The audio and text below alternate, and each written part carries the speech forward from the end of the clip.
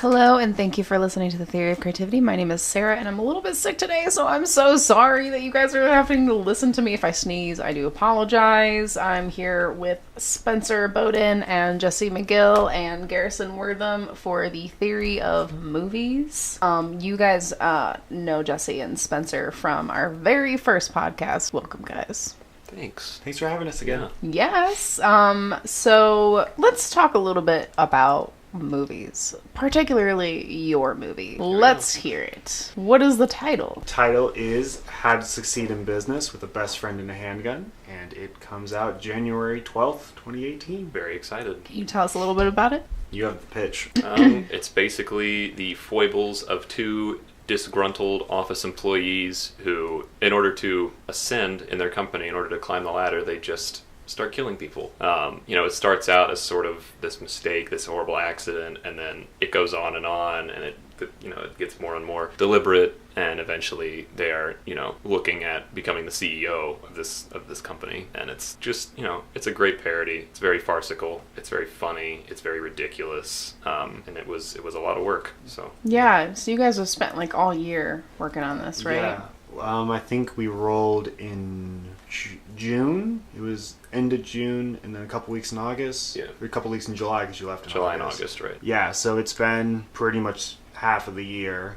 Because we started in February, March with the Kickstarter. Yeah. Mm-hmm. So yeah, probably about a good month and a half writing it, getting the money, putting it together, filming it, and then a long post-production, figuring out what to do with it after. And we're still in that even in that early post stage, because there's a lot that came out of the cut that we weren't too excited about. Mm-hmm. So a lot needs to be done to make sure that we hold on to our vision that we had. So I think it's safe to say that during production we had a lot of issues that we were not prepared for.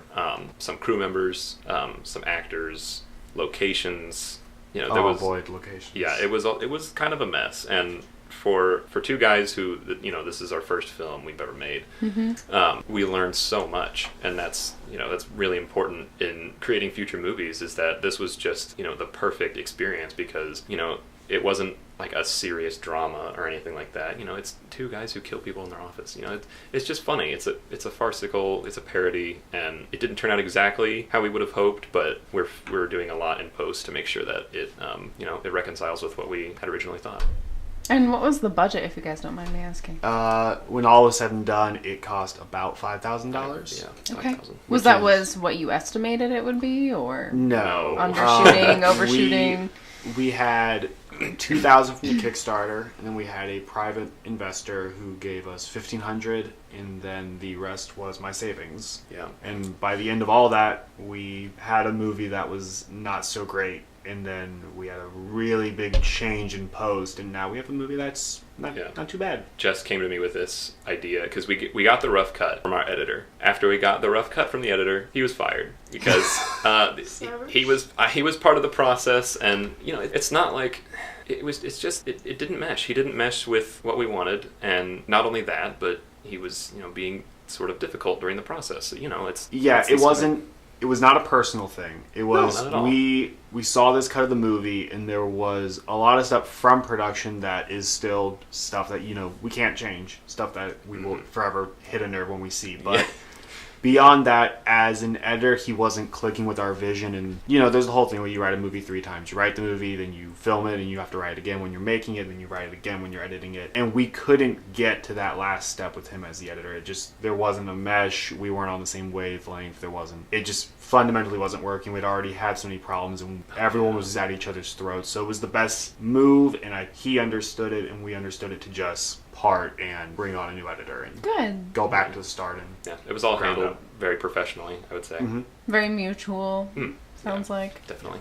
Okay, that's good. Well, I mean, there's a learning curve, I think, for everything. Oh my God, yes. Especially in any art, it just takes some time. But especially, we had not considered, because, Jess is used to doing shorts, right? And this was new for both of us. Oh, yeah, that was one of my next questions. It's Yeah. how long are you guys estimating this to be? The movie? Yeah. That's the $1 million question. To let out a little secret, the rough cut was only an hour, which is about 25 minutes shorter than the script. Oh. And that's a big issue. Okay. But there were some missing scenes that just got lost in communication. There was air in dialogue that had been cut for reasons the editor wanted to go with, reasons we didn't like. So between all that, and there's an entire missing epilogue scene that we're shooting now that it's winter, and we have different seasons and different looks than we had during the main story. So it should be about an hour 15, hour 20. Okay. So what was the biggest challenge, would you say, so far? I mean, besides working with, I guess, the crew. Do you want to answer that? Biggest challenge? I'm I think we're thinking going to like- have different answers, so we should probably both answer it Yeah. separately. Okay, you go first. Biggest challenge for me has been post. I think on set, there are some times where I almost lost my cool, and times where I would get testing. Like I would tell Spencer he needed to just handle a scene because I was past it. Like too much stuff was going on, and I just couldn't handle it. There was a whole location thing that got to me. But in post, figuring out how to not hate everything because it wasn't perfect, that's been like the big challenge. Like learning to love it and keep working at it and reimagining it until it hits the part where it just all clicks, and it's like, oh, okay, well now the tone works, and now the pacing works, and now it has themes. I was gonna say something else, but now I agree with you. What were you gonna say? I was gonna say that the fact that the locations got just screwed so many times. Oh my God. And the time frame was horrible. We shot this movie in I think 2 weeks. I think there were 9 days of filming. 9 days of filming. Wow. For a movie, and we got a lot of footage, and a lot of it was bad, and a lot of it was usable. But some of it was great. Some of it was great. There's a couple scenes in there where you're like, yeah, you know what, that's good, that's solid. But it's just, for me, during production, I guess, the biggest challenge was the short time frame, because I was going to LA, and, getting everybody's schedules together was a nightmare, and it was something that we didn't prepare for because we'd never done it before. Now we know how many people it takes to make a feature-length film. And so now we're much more prepared. But to your point, the post-production thing, yeah, it's hard to see something that you've worked so hard on not go exactly the way that you want it. And that's why, all of these careful steps have to be taken in post. And, we are taking measures, and it already looks better, so that's good. But yeah, I agree with Jess. It's tough when you're in that stage to know what to do. And, the little things add up once you're in post too. Like things like the office doesn't look gray enough suddenly becomes the whole world, because it's like, well, if the office doesn't look gray, then suddenly the whole tone of why he's miserable feels weird because it doesn't look miserable. It looks like he's in a pretty okay office with some fine enough coworkers. Looks like a church office. Whoops. Yeah. Was it? Okay, so we had maybe 10 people on the crew. And at least 7 of those were actors. Yeah, that's right. All the crew were actors. So, which, sometimes that was bad. Like, Chelsea and Ella's roles were more manageable to be doing what they were doing.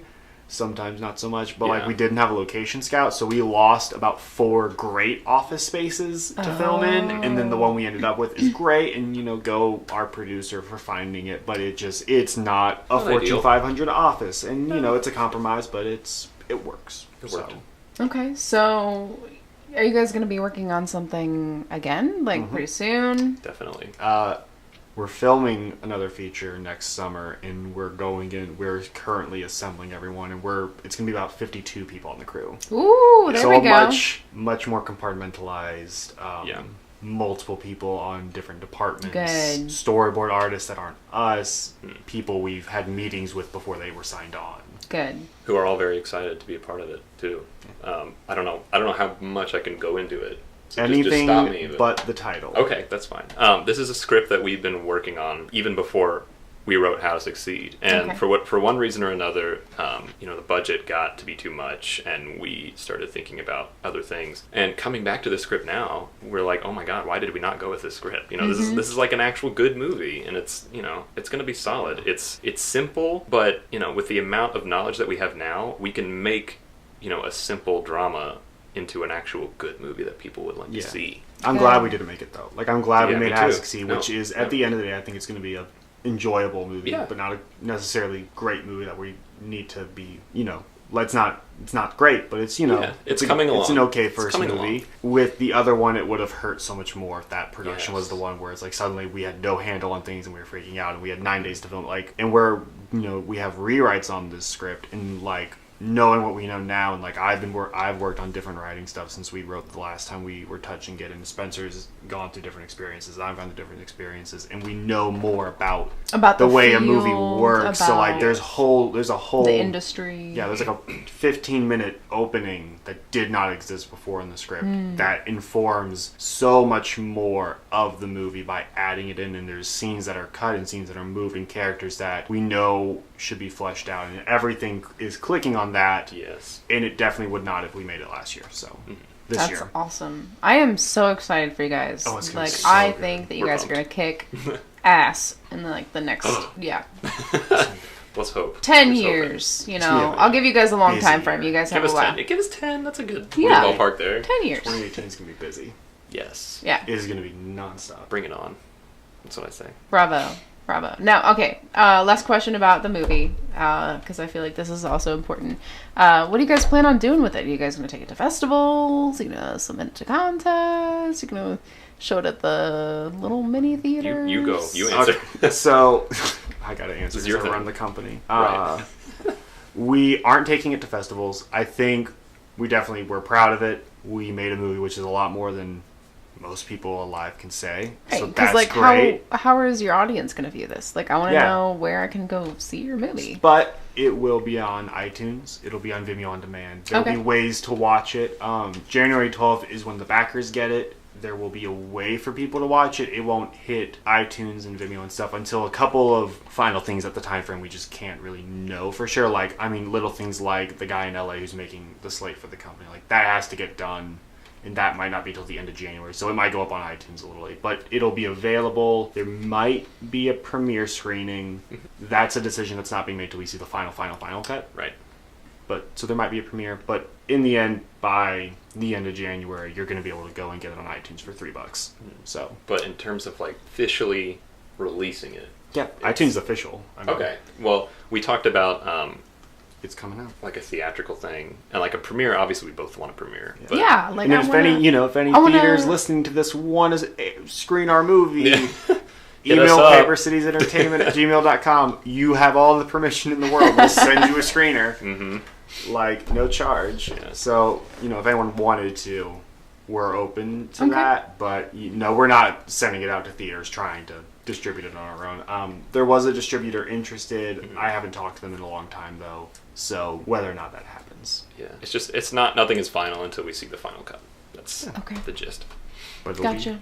it'll be on iTunes. It will be on iTunes. Bravo, guys. All right. So let's talk about, like, movies as a whole. Let's do. I can talk about this for hours. What was your favorite 2017 release? I thought about this for a while. I have to go with It, Mm-hmm. Stephen King's It. It was so well done, and normally the horror genre is sort of hit or miss. It's sort of, they revolve sort of around cult followings. Mm-hmm. For a horror movie to be successful, it has to be like a cult movie. But this movie is different because it's got so much heart, and the characters are there and they're fully developed, and Bill Skarsgård playing Pennywise is just brilliant. It's hard for anyone to follow Tim Curry's performance, but Bill Skarsgård brings this new thing to it that's just it's baby-like, and it's terrifying, and it's just everybody is just so good in it, even the child actors. And that's not to say that child actors aren't good, but they have a lot to learn, and they are still developing. So to see these child actors that are professional in what they do, it's just refreshing. It's nice to see, and it was fully enjoyable, even for the people that I recommended to go see it, and they said, "Oh, I hate horror movies," came back and said, "Oh, that was great." Yeah. It's almost like the horror movie for people who don't like horror. Well, because it's not a shocker. Yeah. No, I think it is a coming of age movie first and a horror movie second. Definitely.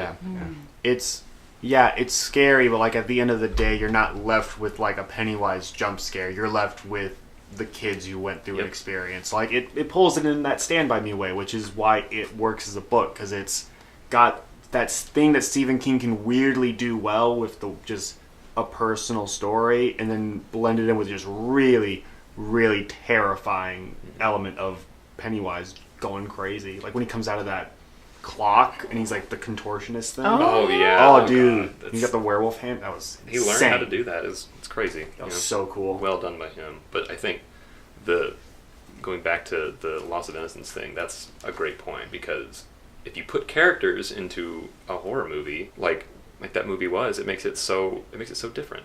Yeah. Especially because like I like most horror movies. I was thinking of Insidious. Now I have to rag on Insidious. I like Insidious. Okay, I like it. No, it's a good horror movie. You know, it's fun to I got watch. qualms with that movie. You got We all qualms? do. Yes. It's a mixed bag. It's a mixed bag. So you know, like Star Wars Death Maul, right? Like, Oh, Darth how Maul. the lipstick. Yeah. Oh yeah. it's the devil guy in Yeah, yeah, Insidious. yeah. I can't see it. I can't unsee it. Insidious is just like Kroger brand Conjuring at the end of the day. Yeah. So That's true. Okay, like once you've seen Conjuring, you can't. Yeah, I own you're right. Insidious, but like it's just Insidious is the PG-13 Conjuring. That's the perfect way to describe it. But yeah. I think that with movies like even The Conjuring, again, a great movie, or Insidious, you know, the niche movies, these are horror movies that you're waiting for the next jump scare. Mm-hmm. You know, you're sitting there like, oh, what's going to happen? You know, what's going to come out? In the It movie, it's way different. You're waiting to see what happens to the characters. You're waiting to see, you know, how they change. I and did everything. feel a little bit jumpy when they were in the abandoned house, and I was like expecting something they terrible earned to it, happen. Yeah. like And- the movie earned like Yes. that jump scare, like just you on the edge of waiting for what's gonna I happen. was terrified. I really was sitting in the It's a theater nice waiting. compliment. The jump scares are a perfect compliment to a good story about kids who are, you know, the whole loss of innocence thing, compared to Insidious, which the jump scares are really what keeps it going. Mm-hmm. I Again, cannot remember the actual plot of Insidious. I think it's a haunted house. it's a haunted house, and Yeah, there's demons like- that in order to take over a living body, they have to wear you down by scaring you, and then they, you know, it's just It sounds like a amusement park ride. Yeah, it is. Like That's they're like, what it oh, is. they're gonna wear you down. yeah, and that's why I enjoyed it, because for what it is, it's still enjoyable to watch. But you know, you look at it from a movie standpoint. It's a good party horror movie. Yes, You put it on the exactly. background, it's just like, ooh, Yeah. scary lipstick demon. Yeah, exactly. Well, I just make fun of the goat. Hey, look at the goat that's talking. He's The cussing. You know, it's just funny. goat. Oh yeah. Goats can be scary. I mean, we all saw The Witch. Have you heard that them goat scream? was totally scary. Have you heard goats scream before? Sounds like humans. You know another good. No, this isn't my favorite movie of the year, but another good like horror movie this year that was completely character driven, and then horror was second to it, and it worked. Is that? Happy Death Day. Oh, you know, Really? I'm not. I didn't see not it. seen I would one the Universal logo at the start was so they do this changed it. thing, they do change it a little, but like it's so like it just gets you laughing at the start, and it just sets this really cool tone, and like the whole movie's about her, and like it's more like Groundhog Day than a horror movie, and like Oh, yeah, yeah, yeah. so surprisingly good. Like I walked out of that movie like I was like that was the most fun I've had. Not that it wasn't great, I saw it after it, but it was the most fun that I had in a horror movie in a long time. I didn't think about the Groundhog Day comparison there, because I love Groundhog Day. Yeah, I think there's another movie that came out this year. I think it was Before I Fall that had the Was same it the Get living Out? over and over. Get Out. Get Out. Yes, Get I Out. totally You forgot about forgot that Get movie. Out. Other level movie. Jesus Christ, it's so good. Good for Jordan Peele, honestly. God, I can't wait to see. Yeah. I heard the next thing's like society based, like a thriller, like more like Inception type deal, Mhm. not like a scary movie, like just a. Like a psychological. Yeah. I can't wait, knowing what he's capable of now. I mean, Like- that's excellent. And then he's got a blank check to make whatever he wants Yeah. with Blumhouse and Universal. So So it'll be who good. knows what he's gonna come up Ooh, with. speaking of, big studios, did you guys see what happened with Disney? Yes, we did. Yes. Front page news. Oh, Yeah. Jess is a little worried. I'm worried. He's worried about his X-Men. I'm not worried about X-Men. I'm worried about Searchlight. I'm worried about Fox Searchlight. I Oh, can't see yeah. Disney keeping that alive. That's a bit. I don't know if they're gonna let someone if it's still gonna be Fox, but like Lucasfilm, like you don't see the Disney logo before a Star Wars movie, Right. because like they just let Lucasfilm run, but they also make billions of dollars off of Force Awakens and Last Jedi. Yeah, So are we still gonna have 20th Century Fox? I'd say so. With Disney's just getting I'd say money, so. or is 20th Century Fox going to be Because- dead and they're just going to absorb the assets, in which case we're not going to have Searchlight, which is a tremendous loss of the indie film industry, because they don't think distribute at least 50 great movies a year. Right. That's why I think that what you said about Lucasfilm, 20th Century Fox in the same way is iconic. You know, But they might have only bought Fox just to get the other Star Wars movies. Star Wars And the movies Fantastic or- Four movies. Like I think it was a theme park move.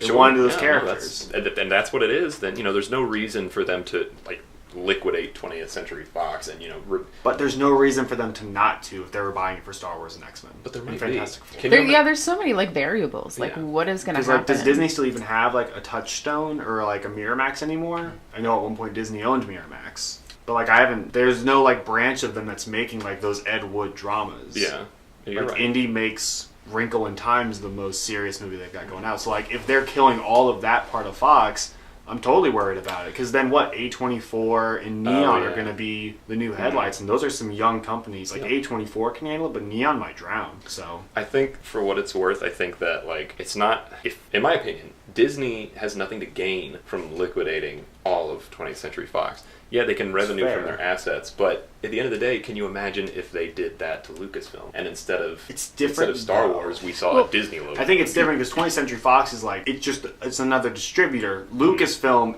is Star Wars. Like, I don't know if Lucasfilm has actually released any movies that aren't Star Wars. Like unless you're counting George Lucas's 2 other movies, which are THX, whatever, and American Graffiti. Yeah, I didn't think about that. So, like, obviously they're not going to liquidate Lucasfilm, but, like, if they're just trying to eliminate another one of the 5 worldwide distributors in the entertainment industry, why not liquidate 20th Century Fox? Because then it's 4, and Disney is the most powerful. Okay, you have a point. I didn't see it that way. Yeah, I mean, have you guys heard of any, like, statements that maybe they've come out with? Like, saying, like, no one's making any statements because the federal government can still block the sale if it's, like, a conflict of interest because they would own such a big chunk of the entertainment industry. Right. They might not be allowed to finalize it, but that's not going to happen. Disney's buying. Probably not, but it was a $50 billion purchase. So 54 and a half. Yeah.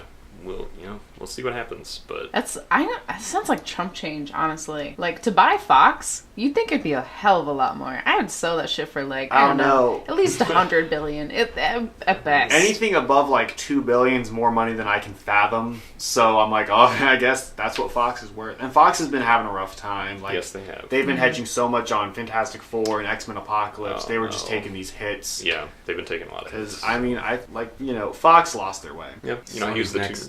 Sony's next. I'm surprised Sony didn't go first. Sony's been in deep water for a while. Baby Driver saved them this year. I hope Sony doesn't buy out. Sony is more than movies, though. Yeah, I think if anything, Sony will quietly sell like out to Lionsgate and just ditch or probably Disney though, with Spider-Man being already tied up. I'm sure Disney would just. That's their big thing is Spider-Man. There's no way that Disney's going to be allowed to buy Fox and Sony because there's too much competition. No, we would just be living in Disney. If I'm Sony, obviously they're not. Movies are not their number one profit. They have so much other stuff. They could afford to. Yeah, sell what you can with your IPs that aren't doing so well. Sony's been going downhill since the whole interview thing when that board member got fired. When all of her emails got like leaked and stuff. Like ever since then they've been downhill. Baby Driver saved them this year. And then the DDoS attacks. The PS4 network, all that stuff is just.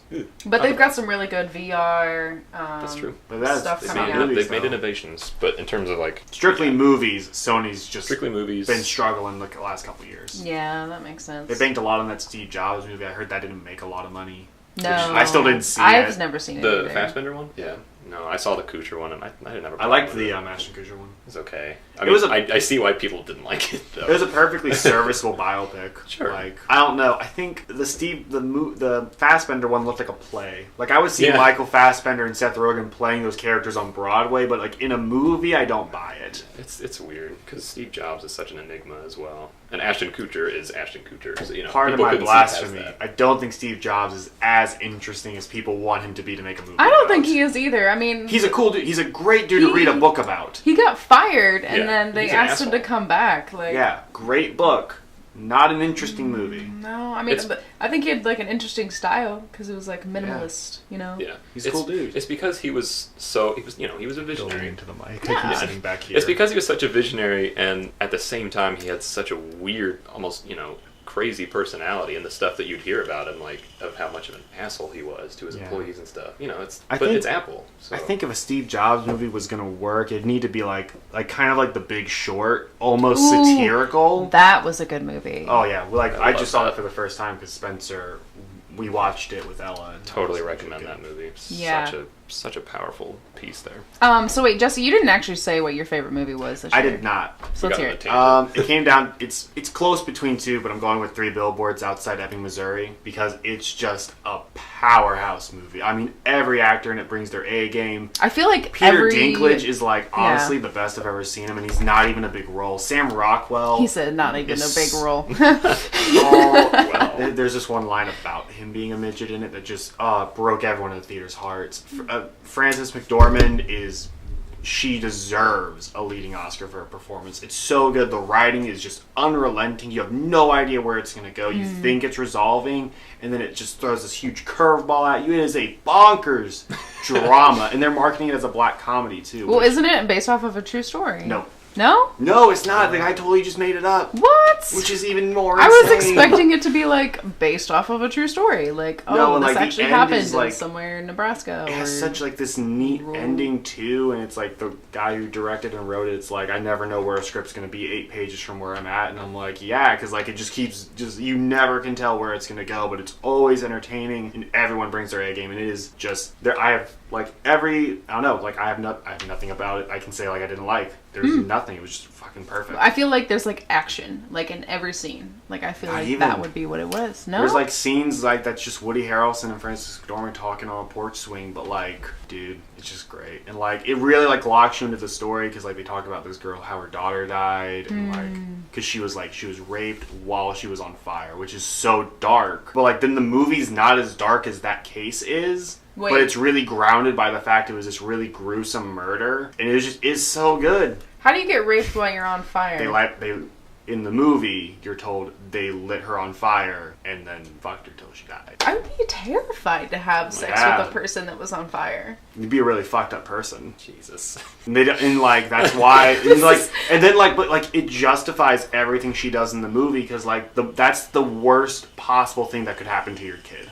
This is the worst thing that could ever happen to your kid, and it's such a good movie. I think it's still at the Neon right now. Like, Yeah, I really wanted to check that movie out because there's some See it. really good actors in there, and I was It's- like, okay, this is gonna be good. I promise you have no idea what's gonna happen. It just at every turn. Well, it makes Fucking sense, you know, especially if he's like, I don't know what's gonna happen next 8 pages. which is I wish I could write like that more. It's Yeah. usually I don't know what's gonna happen in the third act, and then once I get there, I'm like, all right. I feel like that's a terrifying way to write, but let's do It's it. cool. Yeah. Like, yeah. And it's so good. Pays off. Okay, what was your favorite movie this year, Harrison? I would say Blade Runner 2049. That was a good movie. Yeah, and the funny thing is I really didn't like the first one too much, but Same. He knows. someone wanted me to go see it, so I saw it, and I had a good time. For me, I'm a fan of a feeling of the emotions a film can elicit in me, and I tend to prefer that over like continuity sometimes. Sure. And the atmosphere was great. The way the CG was integrated into just the world was fantastic. Yeah. Yeah. I heard it was really. I haven't seen it. I finally just bought the box set of Blade Runner with all the 5 different cuts. So I've been working through those. I think I started with the final cut, and I wasn't totally in love with it. I kind of liked it. I feel like it ruined it because I already knew what happened in like 10 minutes, and I was kind of already convinced of my stance on Deckard.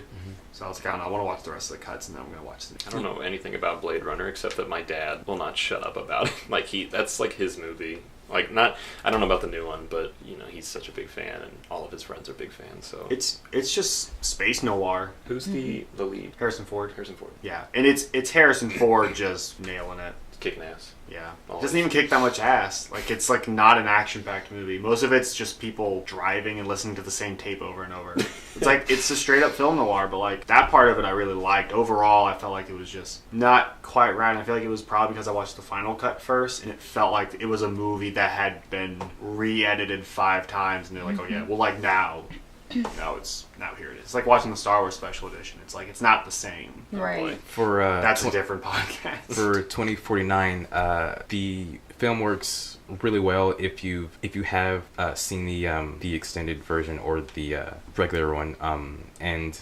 they, I guess, spoiler sort of, kind of, not really, they still leave it pretty ambiguous, so Yeah, that's what I heard. Yeah. You know, I think I'm gonna watch the work print version next because I watched the final cut. So I'm not gonna go back to like the earliest version and then go work back up to the final cut. Okay, well, let's take a break real quick because I really have to use the restroom. Sounds good to me. All right. And we're back. Hello. Hello. what's up? Hello, friendship. I really had to use the restroom. I'm so sorry. All right, so we were talking about favorite movies. What about favorite actor? Yeah, you didn't do your favorite yet. Oh, okay. Well, mine was Okja, and for reasons being that it Don't was say it. emotional, and I'm vegan. Oh, there it is. And it was very inspiring because I don't know, it was beautiful. Like, I liked the illusion it gave to allowing people to see into what meat production is actually really like. Oh, yeah. So I thought that was a really, really good movie. I can tell you about meat production because I worked in the meat department. Wow. I'm so sorry. I mean, okay, it was Dorothy Lane Market, so it comes from mostly good spots, but like compared to like McDonald's and, other big fast food corporations, it's kind of, you wonder why you even consider going to get it in the first place. Yeah. So, It's literally like the worst part of the meat, number one. Yeah. Number two, the way they treat these animals It's is bad. outrageous. that's the biggest issue. And I'm not like vegan or vegetarian by any means, but ethical treatment of animals is of the utmost importance. I don't care who you are. So Yeah. I personally, I don't have anything against eating meat. Like, I was vegan and it was really rough on me. But How long? all of high school. What made you turn back, if you don't mind me asking? Stopped living with my parents. Oh, And I was just that's like- right. Like, I already have, I've always struggled with, eating disorders and stuff, and it was just, it's not a healthy way for me to live. Gotcha. It's just It's bad. not for you. No. there you go. But, ethical treatment of animals, it's gotta eat, but, you don't have to be a dick, so... Exactly, yeah. Right. Well, I think the illusion is Yeah. that we live in a world where we don't have to see the animal being killed. Yeah. Yeah. It's not like we Yeah, there's that... in the old times, probably did it. less than 100 years ago, people would go out and go to the Go out, butcher. you grab a chicken Yeah. from your backyard. They would go to the butcher. They knew where their meat was coming from. Yeah. Where we live in a world where, most of these factories, they're riddled with diseases. They're Overcrowded. Overcrowded. The animals are being treated like Yeah. crap, and we're eating what the animals produce, and it's just I don't know. Yeah. I don't feel right doing it. Yeah. There are and- places that are trying to make strides towards Yeah. betterment, because And I mean, Good. yeah, I have family who are farmers, and they treat their animals wonderfully, and they're not being fed garbage or being turned into chickens so fat they can't walk. They are genuinely good human beings who do love these animals, but it is what they do, and there is a good way to do it, Yeah. and it needs to be what is done. Yeah, at and I don't this know. level. Did you guys see Okja? I have, yeah. No. Oh my goodness. We'll watch it. I think I'll Yeah. show it, yeah. Yeah, There's I mean, one scene that's really hard to watch. it but is really. Yeah, Yeah, that I know. one- I know what scene you're it's- talking about. There's always the one scene. Yeah. I Is it teared still up at a the little bit Neo? on that. Is it at the Neo? Or? No, it's on Netflix. Oh, okay. Netflix Yeah. movie. And Steven Yeun still has his head, so that's great. Yeah. Oh no, Stephen Yeun, what a beautiful man. too soon. Rip. But no, Okja really does portray all of it really well. Yes. It's a great movie. So yeah, that's why I think I Wonderful special effects too. decided. Yeah, they did a really good I job. really hope that gets a nod at the stop playing Oscars, for best special effects. I don't know if it'll win with Blade Runner. and stuff Yeah, coming out. I wonder if it would. The Room might want to get an honorary, for that green screen. Terrible. Oh yeah, speaking So of The bad. Room, You seen The Room? I've seen The Room. We saw Oh, dude. we saw the Disaster Artist and The Room back to back at the Drexel, Best way. and it was awesome. Best way to do it. I don't think you have to see The Room to appreciate No, Disaster not- Artist. not It even close. stands on its own. It's just a Mhm. really good movie, a really funny and dramatic movie. But if you've seen The Room, it's better. Yeah, I agree. I don't think you can read the book without watching I have not read the book. So good. I It's didn't like- even know there was a book. Disaster. It's a book written by Greg Sestero and Tom Bissell. He's a reporter who helped him, turn it into a book from just a stream of thoughts. But this- it's all from Greg's Is that perspective. just a pseudonym for Tommy Wiseau? Anyway. No. Tommy did not approve of the book, Okay. but approves of the movie that is based on the book of Which the is same name. really ridiculous because it's totally Yeah. making fun of him. He's an enigma, but I think he knows how much popularity it gives Yeah. The Room. The movie doesn't show how dark their friendship got and how manipulative and downright evil Tommy was to Greg at some point. There's this story Greg talks about in the book where they're on the side of the room screaming at each other, and Tommy's threatening to just ruin Greg's life, and it's this really psychotic friendship in a beautiful book, and it's super cheap. It's $8 to go find it at a bookstore. It's worth the read. Oh, yeah. Okay, well, I'll just check that one out. Because, yeah, it was an interesting aspect to, like, look into this life of a weird guy that just decided to one day make a film. Oh my gosh, so many questions for Tommy Wiseau. So many questions. Put him in Star Wars. We can meet him. He wants it. Let him have it. Oh God. Let's take a trip to Cali and meet him. One of Ella's friends met him. He was just at some place doing a press tour. He happened to be somewhere, and she just met Tommy Wiseau. I'm like, I'm so jealous. Lucky. The only thing is, like, I like how James Franco's like this big, super buff guy compared to like David Franco, right? Oh, compared to... And then the opposite is kind of true for the real actors. Or for the real actors. For the real people. Yeah, like Dave Franco and Greg Sestero, but like they have swimmer's builds. Like they're very lean. You can see it in their shoulders, and they look like models. Like Tommy Wiseau is freakishly in shape. In the room, and James Franco ate salads for like a year because he wanted to step up from that, and like. But he's a short guy. Like he's not tall. He's not. The shorter big a person and buff. is, the more like odd they look when they're that buff. Like Michael Chiklis. Okay. Like he's really, really buff, and it looks very, very strange on him. Yeah, He's Yeah. a great actor, right? but I have no idea how tall Michael Chiklis is, but like his proportions, he looks like a weird dude, but he's a great actor. So I think she like meant the height, like how Greg is taller than Tommy, but it's opposite. Yeah. Oh yeah. I didn't think about that. Yeah, and I thought David Franco and James, they had a really good dynamic. Like, you wouldn't know that they were brothers, like, in the film. And I thought that was really good. If you didn't know. I feel like I'd have a hard time, like, keeping straight face all the time if that was, like, my sibling. Oh yeah. For sure. I don't know. I feel like we probably all have different relationships than they do. Like, I feel like they have a really good relationship the way they talk about each other. Right. Like, most people with their siblings, like, if you're, like, an actor, I'm like, nah, I wouldn't want to act opposite my brother. Nothing against him, but just, like... That'd be interesting. I don't know. That'd be weird. Be weird. But, my brother's basically me, except introverted, so it'd just be like arguing with myself. Which would be weird. Wait, you have a twin, though, right?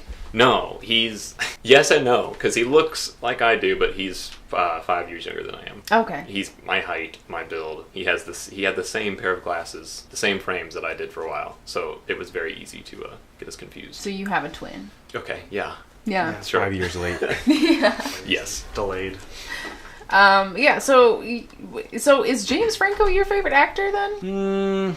Nah. No. No, he's great, but no, I don't think hilarious. he's my favorite. Probably not. Who would you say? Okay, yeah, all time. This isn't 2017. All This time- is all all-time time favorite favorite actor. actor. Okay, here we go. It's such a really hard Do question. you want me to go first? If you have one, go first. I have Guys, I need a second. Robin Williams.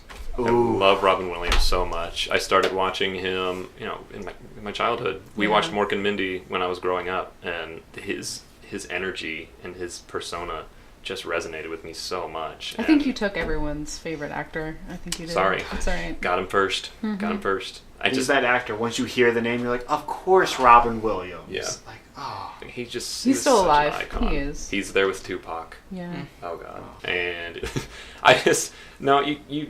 Robin Williams was such a light. I mean, there are good actors who were just assholes.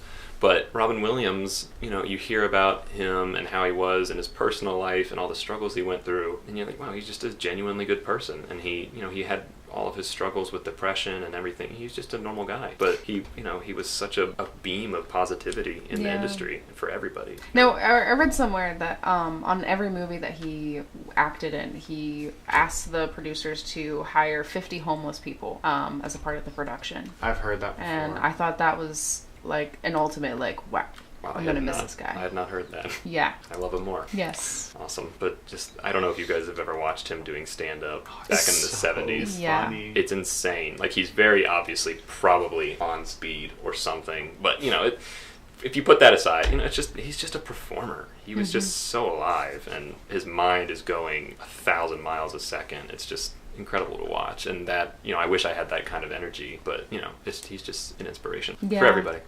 What about you, Kirsten? Who's your favorite actor? Of all time? Or actors? I wouldn't say I have a favorite actor, but I would say that I'm more a fan of interactions between actors and just sort of the back and forth that that a group of actors can have. just sort of like feeding into each other's energy and giving a great performance. The natural chemistry that you have. I mean, it's all about the moment where everything is perfect and you're not yourselves, and it's all encompassing. Just So do you have like a favorite scene you have in mind? Or? Nah. Yeah. I was, you said with the two people, and I immediately thought of Heath Ledger as a Joker. And I know that's like a cliche thing, but I could watch that scene over and over again. he won It's the Oscar for a reason. Yeah, I mean, it's a brilliant. transcending a performance. You look up all of these different scenes that some parts were ad-libbed, and how much of it was ad-libbed, and how much was added in later. And I get, okay, was it true that Heath Ledger was getting punched by Christian Bale during that? Was that? I don't know about him getting punched. I know every line in the movie, Heath Ledger learned it and then rephrased it the way that he thought his Joker would say it. And you can watch like scripts side by sides, like the Yeah, I've seen original that. phrasing, That's and just cool. how like the sometimes small and sometimes big ways he would change, or he would rearrange when the Joker puts his knife on someone with the way the words were lined up. And he put everything an actor could ever put into a role in that role. Yeah. And then of course he had to die right after. Well, I mean, Gotta go out with style. there's Not to make it dark, but but I mean, would he have gotten as much critical acclaim I don't know. had he still been alive? That's a question that I ask myself. Well, I think he might have, gotten more opportunities after the Dark Knight. I don't Well, know if I think he would have. I think he would have. I don't know if he could have ever escaped the Joker. I think he would have. I think he still would have won the Oscar. Looking at who else was that year. he but worked on Dr. Parnassus at the same time he was working on the Yeah. Joker? He So, died It was during that. yeah, it was in that role. I think the Joker that probably brought out the worst in him. maybe. But Dr. Parnassus was like a really great movie too. It's a great movie, and like the way that they finished that movie after his death was really, really cool. Yeah, and really they- well done. It was good. But no, yeah, I think you're right. I think if you go in I guess Jared Leto went method for Joker 2 in a completely different sense Ugh. of the meaning. Yeah, That's what I you never agree. saw that movie. You know what? It's a perfectly fine action movie, and we're going to leave it there. It's a fine action movie. Heath Ledger, the way he embodied that role and the way he got into it, I think he just uncovered a lot about himself, and he could never get out of that place. And that's ultimately why I kind of felt like why he ended up dead, is he just couldn't get out. You hear that happening with a lot of actors. I think yeah. Once you go there, you can't come back. Right. It brings up a good discussion too. You Oh, know? yeah. My friend, he will remain nameless just for the sake of anonymity, but we were in school together. I think you'll probably know who I'm I talking mean, about. I'm sure I'll know who it is. Yeah, and he is a brilliant actor, but he has so many issues he has a lot of depression, and a lot of it he doesn't cope with in healthy ways, and he got into this role, what was it? It was Dracula, and in this role in Dracula, I don't want to compromise too much info, he got so into it and he was so brilliant at it that he almost became this person, and this person was so self-detrimental and sorry and just so depressed, and I could see it in him. It was this crazy thing, and you have to know when to draw the line. I don't care how method you are, you have to take care of yourself. It's easy to lose yourself. It's very easy, especially when you're given a role like that and you can identify with that role very well, which I'm sure he could, because I knew him very well. And it's hard to see. I mean, it's certainly amazing because you could put on a fantastic performance, but at the end of the day, is it really worth it? Is it really worth your mental health? Yeah, no matter the price of the. It's Yeah, I don't think so. same kind of thing that happened with me, and I guess I should leave him name, was with my friend I did Southern Baptist with. We weren't friends during that show because it was so emotionally taxing and so personal. Yeah. When we got into that space, you couldn't look at him after the end of it. It was like, you get into this it's rough. fight with someone at such a personal level, and this emotion, Yeah. sometimes the role gets really real and it leaks into your life. Yeah. I was just thinking, we did Cuckoo's Nest 2 years ago, I that's think. a hard one to do. Well, too. that the is subject matter is really dark. That was very much part of it. And our director told us at the beginning, he was like, this stuff is a downer, guys, and you're going to be, it's going to affect you. So try not to let it get to you. And we were all budding actors, so we were like, oh, okay, whatever, let's just have fun. I played the role of Frank Scanlon, who was the obsessed bomb maker, and I spent so much time being angry and paranoid that I would go home after rehearsal and be angry. And I didn't really even fully comprehend it until my parents actually sat me down and said, what is going on with you? Wow. And I hadn't, it was just such a weird headspace, and it was awful. But, I didn't heed the words of my director because it was my first real role, so I was just excited to dive into it. But, it's something to to be careful of. When, us emotionally reactive people, you got to be careful when you're tapping into those emotions, because they can control you. It reminds me of a time in acting class, and Jesse, I think you probably remember this. I made like the entire class cry because we were having an exercise, because one of our teachers asked me to go outside the room and then come back in and like pretend. Oh, yeah, I remember this. Like the whole school was getting shot up. Oh my god. And Oh. I was like in such like an emotional state. Like I came back in and like I almost cried.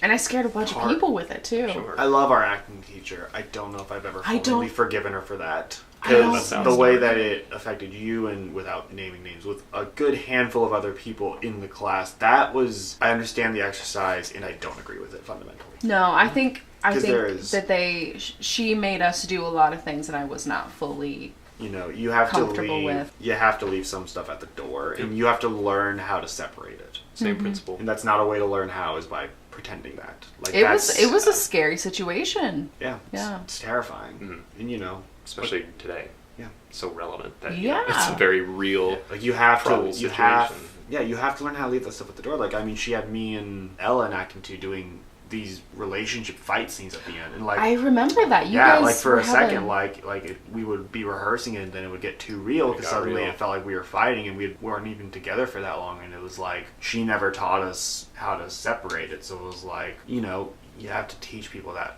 where reality ends, and it's like, okay, now step into it and know how to come back. Yeah, I do. I will say that she did never had teach to learn us it that. on our own. Yeah. Because that's what it was in Southern Baptist. You get this emotional scene where you're punching a wall and you're getting hurled into a bench and crying, and it's like, then you walk off the stage and you don't know You're how to left step out. with You're yeah, left feeling this emotion that you emptiness tapped or- into. Yeah, whatever it was. You know, Anger. it only gets worse the harder the script is. Like, we did Laramie Project, and that was the deal with a lot of the cast, because like that is a hugely taxing show, because it's real.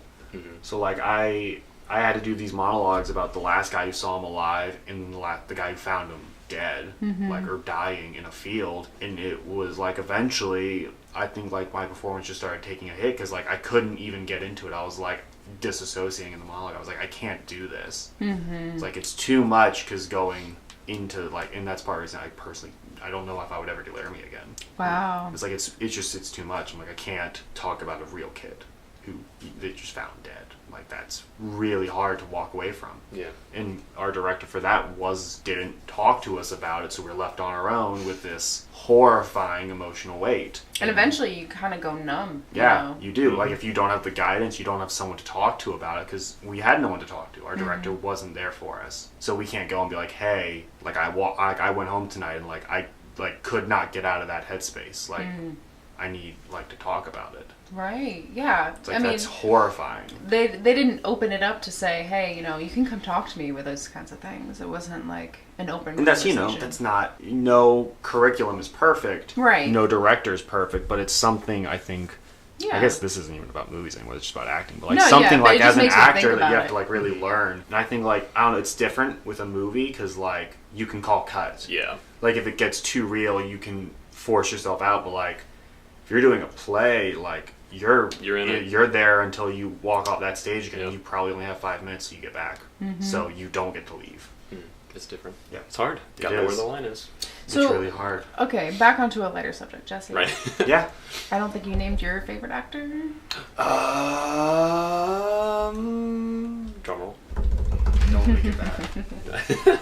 Tense. It's a tough one. It's a really tough one, Well, because not like because I knew it immediately. But my mind goes kind of blank, because I don't know. I feel like I've always fallen in love with performances more than actors. okay, so your favorite Yeah. performance. My favorite performance was Logan Lerman as Charlie in Perks of a Wallflower. That was a book that meant a lot to me growing up, and there's a lot of stuff in it that I never had a way to deal with, so I related to it a lot. And to see him bring that role to life and not feel like he was doing a melodramatic impression of stuff that like I had went through, and like the more serious stuff, and that like people don't talk about, not just depression but like molestation and stuff, and Yeah. like the really heavy themes of that. I think he just, him and Steven Jabotsky directing him, they brought that to life, and it's a performance that I really, really love. It's not the best performance, I wouldn't say it's the best, but it's the one that went in my head as soon as it was performance, not actor. I wouldn't say he's my favorite actor, but it's my favorite performance. Right, but it resonates with you, and that's just as important. Yeah. I think. So It's what it's about, is resonating with someone. Could you think of anyone that's like dead or? It's dead. That's like past. Yeah.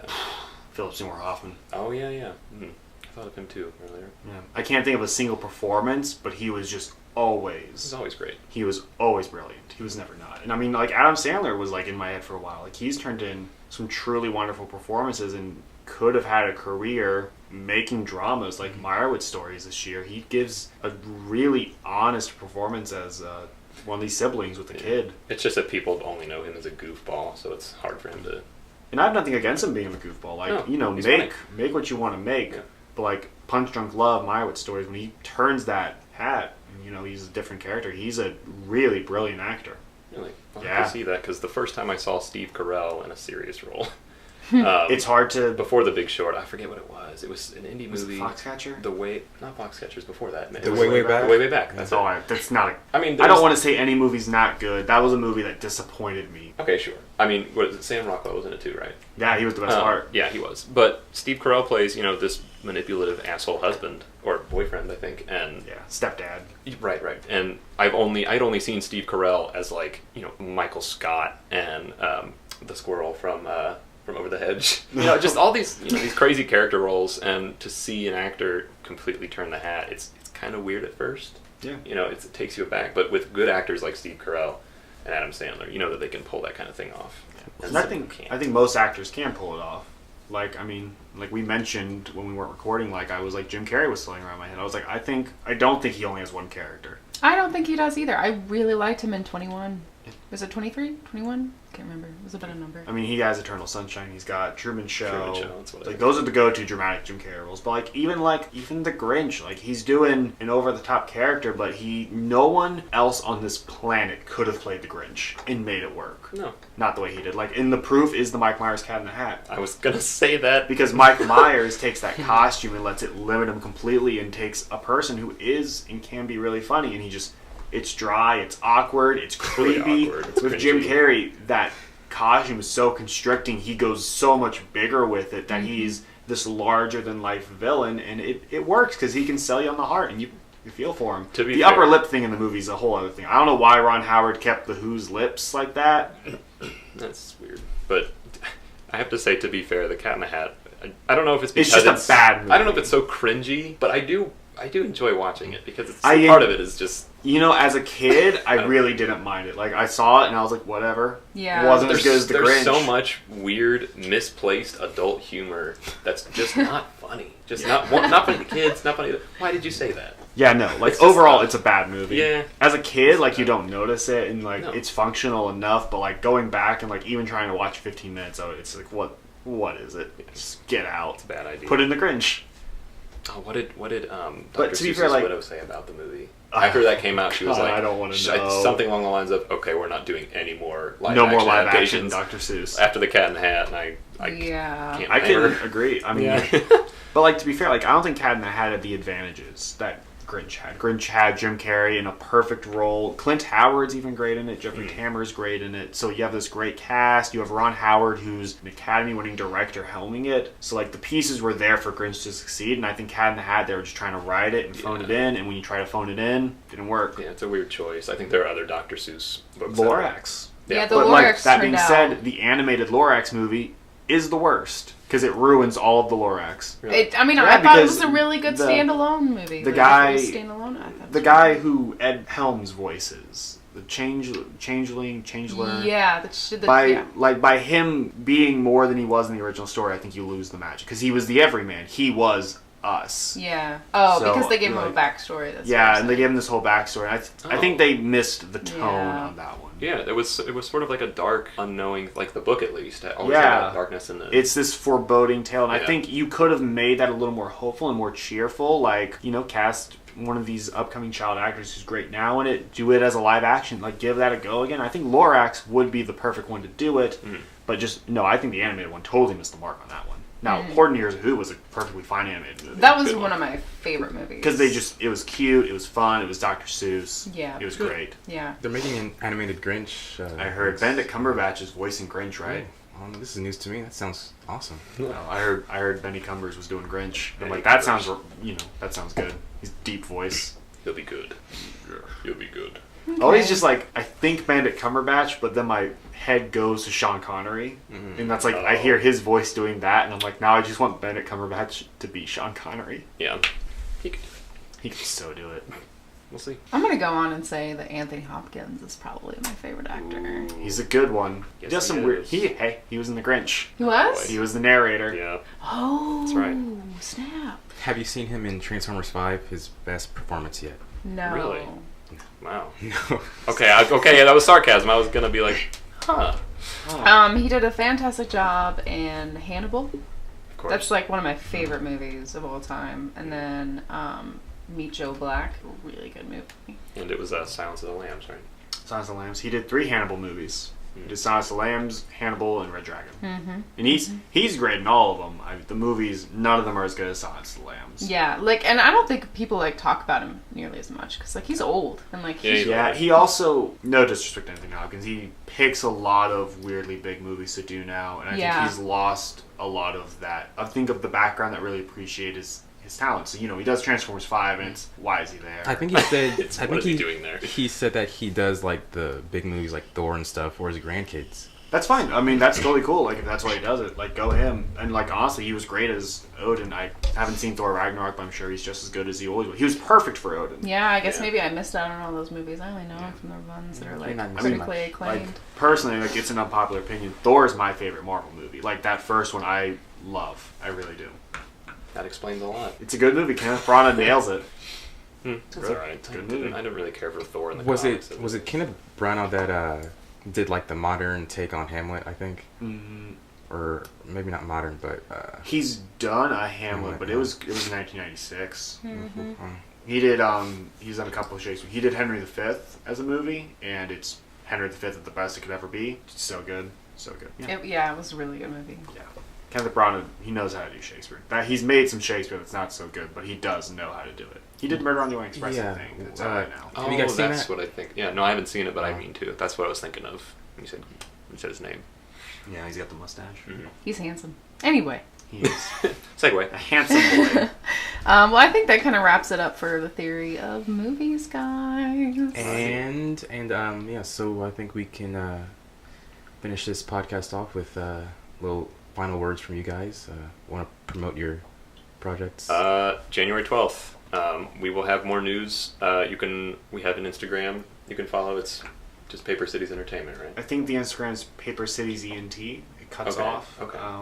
But you can find us on Facebook by searching Paper Cities Entertainment. And yeah, we'll do some more press and Yeah, we're posting updates all the time, but it's a busy time with posts and everything, and we're still technically writing the script, so we're trying to figure out where everything fits into play, but we're very excited to share it. It's getting there. It's getting there, and it's much different than we went into it thinking what we were making, but it's coming together, and It's definitely coming along. yeah, So, it's hitting a really nice stride. I yes. feel like you guys should like oomph it up. Oomph it up. Yeah.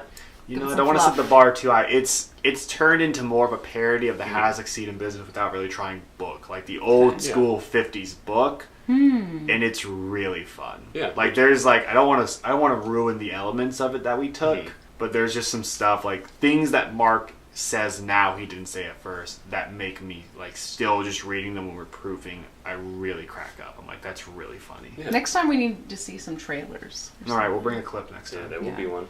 Absolutely. Bring a clip. Okay. It's a deal. It's a deal. All right. Well, thank you for listening to the Theory of Movies with Jesse McGill and Spencer Bowden. Please listen next time for the Theory of Christmas. It's our special little Christmas special.